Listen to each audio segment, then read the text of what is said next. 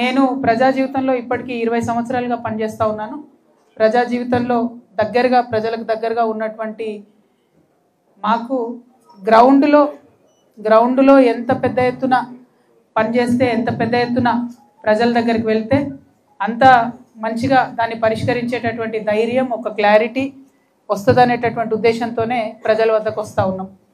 మరి ఇందులో భాగంగా నిన్న ఆదిలాబాద్లో ఎంటర్ అవడమే కాటన్ మార్కెట్కి పోయినాం. నిజంగా కాటన్ పత్తి రైతు బాధ చూస్తే మాత్రం చాలా చాలా బాధాకరం అనిపించింది. ఆదిలాబాద్ జిల్లాలో ఉన్న అందరు ప్రజాప్రతినిధులకు తెలుసు ఈ సీజన్లో పత్తి వస్తుంది, పత్తి కొనుగోలుకి ఇబ్బంది అవుతుందని తెలుసు. ఒక పక్క మొంతా తుఫాన్ వచ్చిందని తెలుసు. ఆ తుఫాన్ వస్తే తేమ శాతం పెరుగుతుందని కూడా తెలుసు. కానీ ఇక్కడ ఉన్నటువంటి బీజేపీ ఎమ్మెల్యే గారు కావచ్చు, ఇక్కడ ఉన్నటువంటి బీజేపీ ఎంపీ గారు కావచ్చు, మరి ఇక్కడ ఉన్నటువంటి ఏ నాయకులైనా కాంగ్రెస్ కానీ బీఆర్ఎస్ కానీ ఎవ్వరు కూడా కనీసం ముందస్తు జాగ్రత్త అన్న తీసుకోలేదు, ముందస్తు ఆలోచన అన్న చేయలేదు.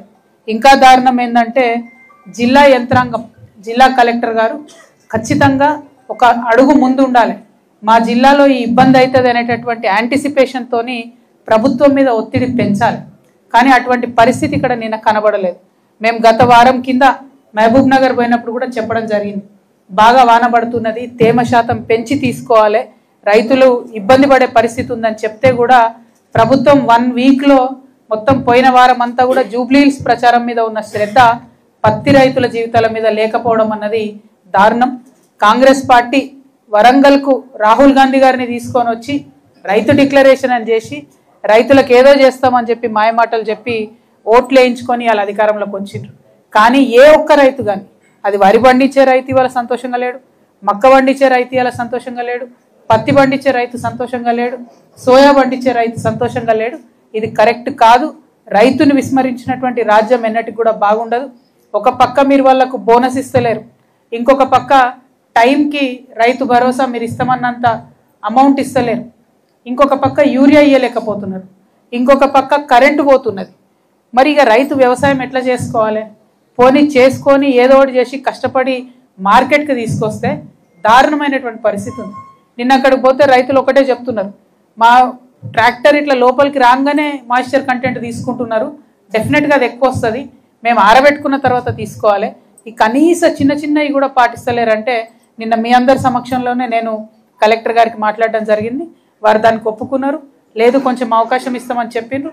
అంటే ఎక్కడికక్కడ ప్రతిపక్షం నుంచి వాయిస్ రేజ్ చేస్తే చిన్న చిన్న సమస్యలైనా తీరితే అది రైతులకు లాభం అవుతుంది, ప్రజలకు లాభం అవుతుంది అనే ఉద్దేశంతో చేపట్టిన ఈ యాత్ర. అందులో కాటన్ మార్కెట్లో నిన్న వెంటనే మేము ఇదివరకు నేను ఎంపీగా ఉన్నా కాబట్టి గిరిరాజ్ సింగ్ గారు ఆయన మినిస్టర్గా ఉన్నారు, ఆయనకు వెంటనే ఉత్తరం కూడా రాయడం జరిగింది. అదేవిధంగా cotton corporation of India chairman గారు కూడా వారి నంబర్ కూడా తీసుకున్నా, నేను వారిని కూడా ఇవాళ మాట్లాడతా. ఆంధ్ర తెలంగాణలో ప్రత్యేక పరిస్థితులు ఉన్నాయి. ఈ ప్రత్యేక పరిస్థితుల రీత్యా 20 నుంచి 25% తేమ శాతం అలౌ చేయాలి కాటన్లో అనేటటువంటి విషయాన్ని నేను తప్పకుండా పర్స్యూ చేస్తానని ఆదిలాబాద్, మహబూబ్ నగర్, వరంగల్, ఖమ్మం ఇంకా ఇతర ప్రాంతాల్లో ఉన్న పత్తి రైతులందరికీ కూడా జాగృతి తరఫున మీకు మాట ఇస్తూ ఉన్నాం. అదేవిధంగా చెనాక కొరాట, కుప్టి ఈ 2 పేర్లు ఒక 40 ఏళ్ళకెళ్ళి ఇంటున్నాం తప్పితే ఒక్క అడుగు కూడా ముందుకు పడనటువంటి పరిస్థితి ఉంది. చెనాక కొరాట అయితే అది ఒక గమ్మత్ కథ. 300 కోట్లతో స్టార్ట్ అయింది, 600 అయింది, 900 అయింది, 2000 కోట్లు అయింది. ఈ ఎస్టిమేషన్ ఎందుకు పెరిగిందో ఏమైందన్నది అది బీఆర్ఎస్ హయాంలోనే జరిగింది, నేను ఏం కాదని అంటలేను. ఎందుకు పెరిగిందో ఏందన్నది మరి బీఆర్ఎస్ ప్రజాప్రతినిధులు ప్రజలకు వివరణ ఇచ్చుకోవాలి. సరే పోనీ 2000 కోట్లు అయింది, 2000 కోట్లు అయితే కనీసం ప్రాజెక్టు పూర్తి కానటువంటి పరిస్థితి, ఇంకా పెండింగ్ ఉన్నటువంటి పరిస్థితి. మహారాష్ట్ర సైడ్ 1700 ఎకరాలు ఇంకా ల్యాండ్ అక్విజిషన్ కూడా కానటువంటి పరిస్థితి. మరి ఇప్పుడు రైతులు ఏం చేయాలి? పోనీ అది పెండింగ్ ఉందనుకుందాం. చిన్న విషయం ఒకటి మీ అందరి దృష్టికి, ప్రజల దృష్టికి నేను తేవాలనుకుంటాను. మహారాష్ట్ర దిక్కున్నటువంటి బండేమో కట్టిండ్రు, అంటే ఒక నీళ్ళు వెనుకకు దంతే మహారాష్ట్రలో గ్రామం సురక్షితంగా ఉంటుంది. కానీ తెలంగాణ దిక్కున్నటువంటి మన కొరాట గ్రామానికి మాత్రం బండ్ కట్టలేదు. అంటే ఎంత శ్రద్ధ లేని పని అంటే, పైసలు పెరిగింది ఓకే, అవినీతి అయిందో ఇవన్నీ మర్చిపోదాం అనుకున్నా కూడా పనిలో కూడా కనీసం మన గ్రామాన్ని రక్షించాలనేటటువంటి శ్రద్ధ ఇక్కడ ప్రజాప్రతినిధులకు లేకపోవడం దారుణం. ఆ విషయాలైతే పైన ఉన్నోళ్ళు చూడరు కదా, కింద ఇక్కడ ఉన్నోళ్ళే చూసుకోవాలి, కాంట్రాక్టర్లు పట్టుకోవాలి, ప్రయారిటీ కింద చేయించుకోవాలి. ఆ శ్రద్ధ లేకపోవడం దారుణం. ఇప్పుడు ఉండేటటువంటి ప్రజాప్రతినిధుల్ని నేను చెనాక కొరాట ప్రాజెక్ట్ని తక్షణమే పూర్తి చేయాలని డిమాండ్ చేస్తా ఉన్నా. 50,000 ఎకరాలకు నీళ్ళిచ్చేటటువంటి ఈ ప్రాజెక్టు మరి నిర్లక్ష్యానికి గురి కావడం అన్నది కరెక్ట్ కాదు. ఇంకొక 10% కూడా పనులు బాకీ లేవు. ఆ 10% పనులు అయిపోతే కంప్లీట్గా వాటర్ 50,000 ఎకరాలకు వచ్చే ఆస్కారం ఉంది. దాన్ని పూర్తి చేయాలని డిమాండ్ చేస్తున్నాం. ఆ తర్వాత మేము కొమరం భీమ్ కాలనీకి వెళ్ళడం జరిగింది. ఆదిలాబాద్లో నగరం నడిబొడ్డున ఉన్నది. 1000 మంది గోండు, కోలాం, ఇతర ఆదివాసీ సామాజిక వర్గాలకు సంబంధించినటువంటి ప్రజలు మరందరూ కూడా అక్కడ ఎప్పటి నుంచో కబ్జాలో ఉన్నారు. సరే, ప్రభుత్వం దాని మీద ముందడుగేస్తలేదు. అందులో ప్రైవేట్ వాళ్ళ ఇంట్రెస్ట్ ఉందని చెప్తున్నారు. ఇబ్బంది లేదు, అది ఏదున్నా వాళ్ళని పిలిచి మాట్లాడితే సాల్వ్ అయ్యేటటువంటి సమస్య. అంటే ఎగ్జాంపుల్ చెప్తున్నా, ఇప్పుడు ఈ మావల అనేటటువంటి కొత్త మండలం చేసుకున్నాం మనం. ఆ మావలలో ఒక 181 ఎకరాలు ప్రభుత్వం భూమి కబ్జా ఉన్నది. మంచిగా బాజాబ్తా రిజిస్ట్రేషన్ చేసుకున్నారు. వెనక ఉన్నది అందరూ పెద్ద పెద్ద నాయకులే. నేను వ్యక్తుల పేర్లు చెప్పదలుచుకోలేదు, వ్యవస్థలో ఉన్న లోపాలు ఎత్తి చూపుతా ఉన్నా. ఎందుకంటే ఈ ప్రభుత్వంలో ఉన్నటువంటి 181 ఎకరాల భూమిని మీరు బాజాబ్తాగా దర్జాగా పెద్దోళ్ళ కోసం రిజిస్ట్రేషన్ చేసి ఇవ్వగలిగితే, మరి పేదవాళ్ళు 1000 మంది ఇండ్లు లేవు, స్కూల్ లేదు, లైట్ లేదు, నీళ్లు లేదు, దారుణమైన పరిస్థితిలో ఉన్నటువంటి ఆదివాసీల కోసం ఎందుకు ఒక అడుగు ముందుకేస్తలేరు? ఎందుకు మీకు పెద్ద మనసు వస్తలేదు? ఎందుకు వారికి రిజిస్ట్రేషన్ చేస్తలేరని నేను ప్రశ్నిస్తూ ఉన్నాను. ఖచ్చితంగా ఈ కొమరం భీమ్ కాలనీలో ఉండేటటువంటి బిడ్డలందరినీ కూడా తీసుకొని మేము గవర్నర్ గారి దగ్గరికి వెళ్తాం. ఆ సమస్య పరిష్కరించడానికి తెలంగాణ జాగృతి చిత్తశుద్ధితో పనిచేస్తుందని కూడా నేను తెలియజేస్తా ఉన్నా.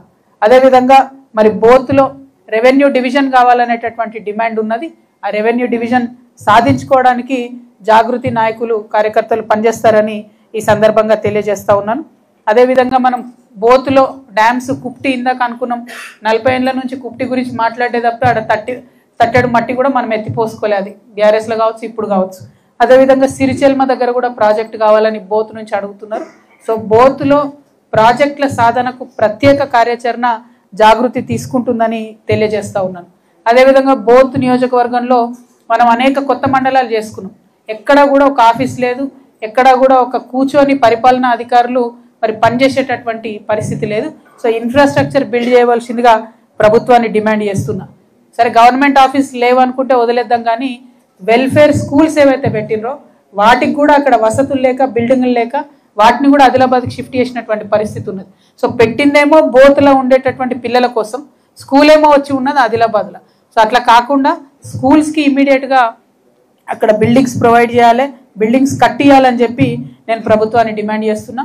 బోత్లో 100 పడకల హాస్పిటల్ కడతామని చెప్పి మా ఆడబిడ్డలకు ఇబ్బంది కాకుండా ఉంటుందని చెప్పి ఇదివరకు మాట ఇవ్వడం జరిగింది. ఆ 100 పడకల హాస్పిటల్ కట్టాలని కూడా నేను ప్రభుత్వాన్ని డిమాండ్ చేస్తూ ఉన్నా. అదేవిధంగా జైనత్ టెంపుల్ పోయి వచ్చినాం నిన్న. ఆ జైనత్ అనేటటువంటిది 1100 సంవత్సరాల పైబడి పాత పురాతన చరిత్ర ఉన్నటువంటి ఆలయం, లక్ష్మీనారాయణ స్వామి ఆలయం. కంప్లీట్గా నిరాదరణకు గురవుతున్నది. ఒక్క 20 లక్షల రూపాయలు మా ఎంపీ నగేష్ అన్న గారు వారి నిధుల నుంచి ఇస్తే గర్భగుడిలో స్వామివారి మీదకి వాన నీళ్లు రాకుండా ఉంటాయి. ఎలక్షన్లు వచ్చినప్పుడేమో రాముడి పేరు చెప్పుకొని బీజేపీలో ఓటు అడుగుతారు. ఎలక్షన్లు లేనప్పుడు ఆ గుడి అంత దారుణమైన పరిస్థితులు ఉంటే కనీసం బీజేపీ ఎమ్మెల్యే గారికో, ఎంపీ గారికో అడిగి పోయి చూసే తీరిక లేదు. నేను డిమాండ్ చేస్తున్నా, నగేష్ అన్న ఇదివరకు నాతో కూడా కలిసి ఎంపీగా పనిచేసిండ్రు అన్న, తప్పకుండా మీరు స్వయంగా మీ ఎంపీ లాడ్స్ నుంచి ముందు 25 లక్షలు ఇవ్వండి. స్వామివారికి గర్భాలయంలో ఇబ్బంది అవుతుంది. నేను కూడా ఇతర మిత్రుల్ని వాళ్ళని కూడా అడుగుతా ఉన్నాం. ఏమాత్రం అవకాశం ఉన్నా అక్కడ నేను జైనత్లో మాట ఇచ్చి వచ్చిన, వచ్చే సంవత్సరం లోపల జైనత్ గుడి అభివృద్ధికి ఎంతో కొంత నిధులు సాధించుకొని మీ దగ్గరకు వస్తా అని చెప్పిన, ఆ మాట కూడా నిలబెట్టుకుంటా. కాకపోతే ఇక్కడ ఎంపీ కాబట్టి, ఇక్కడ ప్రజలు మీకు ఓటేసి గెలిపించారు కాబట్టి నేను నగేష్ అన్నను మీడియా ముఖంగా రిక్వెస్ట్ చేస్తా ఉన్నా. అదేవిధంగా పాయల్ శంకర్ గారిని కూడా రిక్వెస్ట్ చేస్తున్నా, అన్న బీజేపీ అంటే ఓన్లీ ఎన్నికలప్పుడే రాముడు గుర్తు రావద్దు, లక్ష్మీనారాయణ స్వామి కూడా రాముడు అవతారమే. ఒక్కసారి జైనత్ దాకా పోయిరండి. ముంగట ఒక 60 ఎకరాల కోనేరు ఉన్నది, నిరుపయోగంగా పడి ఉన్నది. మంచి టూరిస్ట్ ప్లేస్ అయ్యే అవకాశం ఉంది. కుంటాలకు వచ్చినటువంటి వాళ్ళు టూరిస్ట్ సర్కిల్ డెవలప్ చేస్తే జైనత్కి వచ్చే అవకాశాలు ఉంటాయి. ఒక్కసారి దాని మీద శ్రద్ధ పెట్టవలసిందిగా నేను స్థానిక ఎమ్మెల్యే గారిని కూడా కోరుతా ఉన్నాను. అదేవిధంగా ఏవైతే కొత్తగా గ్రామ పంచాయతీలు అయినటువంటి గోండుగూడాలు ఉన్నాయో వాటిలో ఎక్కడా కూడా గ్రామ పంచాయతీ ఆఫీస్ కూడా లేనటువంటి పరిస్థితి ఉన్నది. ఎక్కడా కూడా ఒక రేషన్ షాప్ లేదు, ఎక్కడ కూడా ఒక అంగన్వాడీకి పర్మనెంట్ బిల్డింగ్ కానీ స్ట్రక్చర్ కానీ లేదు. దాని మీద ప్రత్యేక శ్రద్ధ పెట్టి వాటి కోసం కేంద్రం నుండి నిధులు తీసుకురావాల్సిందిగా బీజేపీ ఎంపీ గారిని నేను డిమాండ్ చేస్తూ ఉన్నాను. ఇంకా ఆదిలాబాద్ ఐటీ టవర్ ఉన్నది, ఇంకా కంప్లీట్ అవ్వాల్సి ఉన్నది. కంప్లీట్ అయిన తర్వాత మరి ఇక్కడ మంచిగా ప్రాజెక్టులు వచ్చే విధంగా ప్రయత్నం చేయాలని శ్రీధర్ బాబు గారిని నేను డిమాండ్ చేస్తున్నా. నిన్ననే చూసినాం మనం, ఎయిర్పోర్ట్ కోసము 700 ఎకరాలు కేంద్ర ప్రభుత్వం అనుమతి ఇచ్చింది. మరి ఈ 700 ఎకరాలు ఇప్పుడు ఉన్నటువంటి ఆదిలాబాద్లో సేకరణ మొదలు పెడితే చాలా ఇండ్లు పోతాయి, చాలా భూములు పోతాయి, చాలా మంది డిస్ప్లేస్ అయ్యేటటువంటి ప్రమాదం ఉంటుంది. నేను నిన్న చాలా మందితో ఇంటరాక్ట్ అయిన ప్రాథమికంగా చెప్తున్నటువంటి విషయం ఏంటంటే, కొంచెం ఆదిలాబాద్ ఊరు బయట కనుక ప్రభుత్వ భూమి ఎక్కడుందో అక్కడ చూసి ఎయిర్పోర్ట్ కట్టుకుంటే ఆదిలాబాద్ టౌన్కి బాగుంటుంది. ఆ మధ్యలో ఏరియా అంతా కూడా డెవలప్ అయ్యే ఆస్కారం ఉంటుంది. ఆ టౌన్ మధ్యలో మీరు 1000 ఎకరాల సేకరణ ఇప్పుడు మొదలు పెడితే అనేకం ఇండ్లు పోతాయని చాలా మంది స్థానికులు చెప్తా ఉన్నారు. కాబట్టి ప్రభుత్వం ఆ విషయంగా ఆలోచన చేయాలని చెప్పి నేను కోరుతా ఉన్నాను. ఇక అదేవిధంగా మరి అండర్ బ్రిడ్జ్లు 2 ఉన్నాయి. ఒకటి తాంసీ బస్ స్టాండ్ దగ్గర అండర్ బ్రిడ్జ్ ఒకటి ఉంది. ఆదిలాబాద్ పట్టణంలో ఒక ఓవర్ బ్రిడ్జ్ ఉన్నది, ఆర్టీఓ ఆఫీస్ దగ్గర ఫ్లైఓవర్. ఈ 2 పూర్తి కాక ప్రజలు దారుణంగా ఇబ్బంది పడుతున్నారు. 2 కూడా రైల్వేకి సంబంధించిన అంశాలే. 2 కూడా నగేష్ అన్న ఒక్కసారి పోయి రైలు మంత్రిని కలిస్తే అయిపోయేటటువంటి అంశాలే. కాబట్టి బీజేపీ ఎంపీ గారు శ్రద్ధ పెట్టాలి ఈ విషయంలో అని కోరుతా ఉన్నా.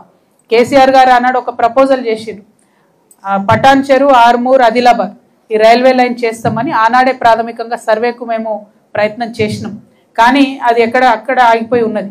సో ఇప్పుడు ఇక్కడ ఉండేటటువంటి ఎంపీ గారు మిగతా ప్రజాప్రతినిధులు కలిసి ఆర్మూర్ ఆదిలాబాద్ రైల్వే లైన్ కోసం ప్రయత్నం చేయాలి.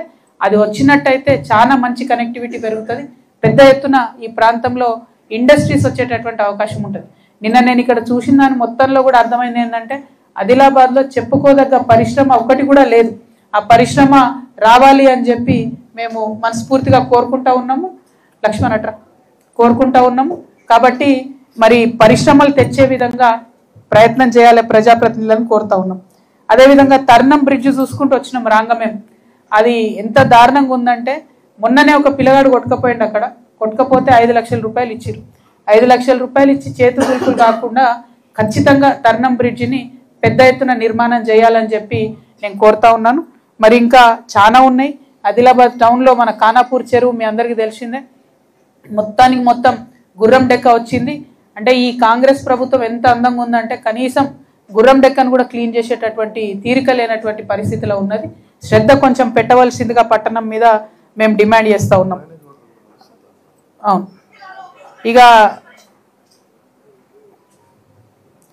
ఇక విద్య గురించి చెప్పుకుంటే ఇవాళ నుంచి ప్రైవేట్ కాలేజీలు అన్నీ కూడా బంద్ పెట్టినటువంటి పరిస్థితి ఉన్నది.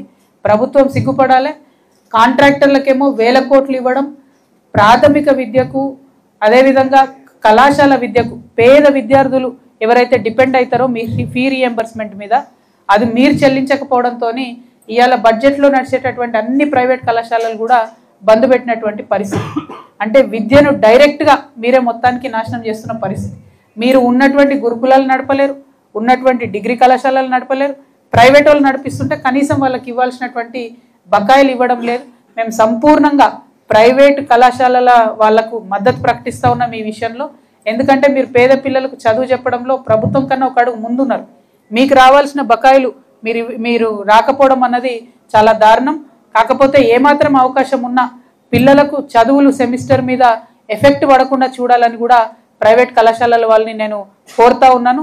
1 రోజో 2 రోజో సింబాలిక్గా బంద్ పెట్టి ఆ తర్వాత పిల్లలకు చదువు చెప్పడం కంటిన్యూ చేయగలిగితే పరీక్షలు రాయడంలో వాళ్ళకి ఇబ్బంది రాదు. కాబట్టి ఆ దిశగా ప్రైవేట్ కళాశాల వాళ్ళు ఆలోచన చేయాలి. మీరు బంద్ పెట్టుండ్రి, మీకోసం మీ తరఫున మేమందరం కొట్లాడతాం, ప్రభుత్వం డబ్బులు ఇచ్చే విధంగా ఫైట్ చేస్తాం.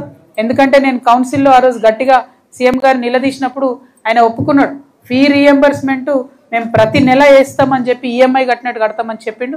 కానీ ఆ మాట తప్పిండు. కాబట్టి ప్రైవేట్ కళాశాల మిత్రులందరూ కూడా నేను రిక్వెస్ట్ చేస్తున్నా, సింబాలిక్ 1-2 డేస్ బంద్ చేయండి, కానీ ఆ తర్వాత పిల్లల చదువులు ఎఫెక్ట్ పడకుండా చూడాలని చెప్పి నేను కోరుతా ఉన్నా. ఇక మా ఆడబిడ్డల గురించి అయితే చెప్పుకునే అవసరమే లేదు. 1 కోటి మందిని కోటీశ్వర్లు చేస్తా అని చెప్పిన సీఎం గారు ఇంతవరకు ఆ దిశగా అడుగులు వేయలేదు. మరి ఎక్కడో మహబూబ్ నగర్లో అక్కడ ఇక్కడ కొన్ని కార్యక్రమాలు చేస్తున్నామని చెప్తున్నారు, కానీ ప్రత్యక్ష ఫలితాలు అయితే మహిళలకు ఎక్కడ రాలేదు. కాబట్టి మహిళల్ని ఎంపవర్ చేసే దాంట్లో ప్రత్యేకించి ఆదిలాబాద్ లాంటి ప్రాంతంలో ఏ పరిశ్రమ లేదు, జీవనోపాధికి మార్గం లేదు. కాబట్టి సెల్ఫ్ హెల్ప్ గ్రూప్స్ని ఇంకా కాస్త ఎంపవర్ చేయాలని చెప్పి నేను సీఎం గారిని డిమాండ్ చేస్తూ ఉన్నాను. ఇక మందులు, హాస్పిటల్ వ్యవస్థ గురించి ఎంత తక్కువ మాట్లాడితే అంత మంచిది. ఇక ఉట్నూరు ఉన్నది, దాన్ని 3 టర్మ్స్ నుంచి మేము ఎన్నిక పెట్టలే, ఇప్పుడు కాంగ్రెస్ వచ్చింది, వీళ్ళు ఎన్నిక పెడతలేరు. అది మున్సిపాలిటీ చేస్తామని చెప్పినాం, అట్లనే ఆపెట్టినాం. కాబట్టి దానిని ఏదో ఒకటి డిసైడ్ చేయాలి. ఇప్పుడు మరి లోకల్ బాడీ ఎన్నికలు ఎప్పుడు వస్తాయో ఈ మధ్యలో వచ్చే అవకాశం ఉంది. కాబట్టి డిసైడ్ చేయాలని చెప్పి నేను ప్రభుత్వాన్ని డిమాండ్ చేస్తూ ఉన్నాము. మరి చాలా బాధాకరమైన విషయం ఏంటంటే, ఒక పత్తి రైతు మనకి ఇప్పుడే తెలిసింది, తలమడుగు మండలంలో మన రుయ్యాడ గ్రామం, భూమిరెడ్డి గారు మా ఇదివరకు సీనియర్ నాయకుడు ఉండే రుయ్యాడ గ్రామం, వారి సొంత గ్రామంలోనే ఒక పత్తి రైతు పాపం మందు తాగి ఆత్మహత్య చేసుకున్నాడు. వారిని పరామర్శించడానికి కూడా ఇప్పుడు మేము వెళ్తాం మధ్యాహ్నం. కాకపోతే ఇది జరుగుతుంది, పత్తి రైతు గోస అనేటటువంటిది మామూలు గోస కాదు. ఆ ఉసురు మీరు పోసుకోకండి అని చెప్పి బీజేపీ కాంగ్రెస్ నాయకులు ఇద్దరిని కూడా నేను కోరుతా ఉన్నా. దయచేసి సీరియస్గా తీసుకోండి. ఇటువంటి ఆత్మహత్యలు మొదలైతే ఆగవు. కాబట్టి ప్రభుత్వం సీరియస్గా తీసుకోవాలని చెప్పి మేము డిమాండ్ చేస్తూ ఉన్నాము. Thank you. జై తెలంగాణ. ఏం లేవు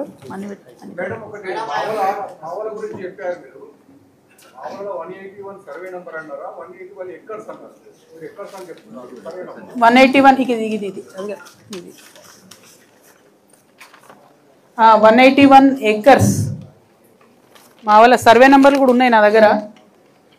బయట చెప్తే బాగుండదు, మీకు ఏమంటే ఇచ్చేస్తా, మీరు రాసుకోండి. కాకపోతే అందరు పెద్ద పెద్ద మనుషులే ఉన్నారు. నేనేమంటున్నా అంటే ఇది ఇంపార్టెంట్ కాదు. ఆడ 1000 మంది గోండులు ల్యాండ్ లేక, భూమి లేక, పాపం వసతులు లేక చచ్చిపోతున్నారు. వాళ్ళకు ల్యాండ్ ఇవ్వడానికి ఎందుకు మనసు వస్తలేదు? ఇటువంటి వాళ్ళకి దగ్గరుండి ఎంఆర్ఓలు అందరు కలిసి రిజిస్ట్రేషన్ చేసిర్రు. అది కరెక్ట్ కాదు, చెయ్యాలి అని చెప్పి నేను డిమాండ్ చేస్తున్నా. ఏదైతే కొమరంభీం కాలనీ చూసినామో ఆ కాలనీకి తక్షణమే వాళ్ళకు భూమి మీద హక్కులు ఇవ్వాలి గోండులకు అని చెప్పి కోరుతా ఉన్నాం. ఇవ్వకపోతే ఇట్లాంటివన్నీ బయటకు తీయాల్సి వస్తుందని ఇండైరెక్ట్గా చెప్తున్నాం అన్నట్టు. అట్లా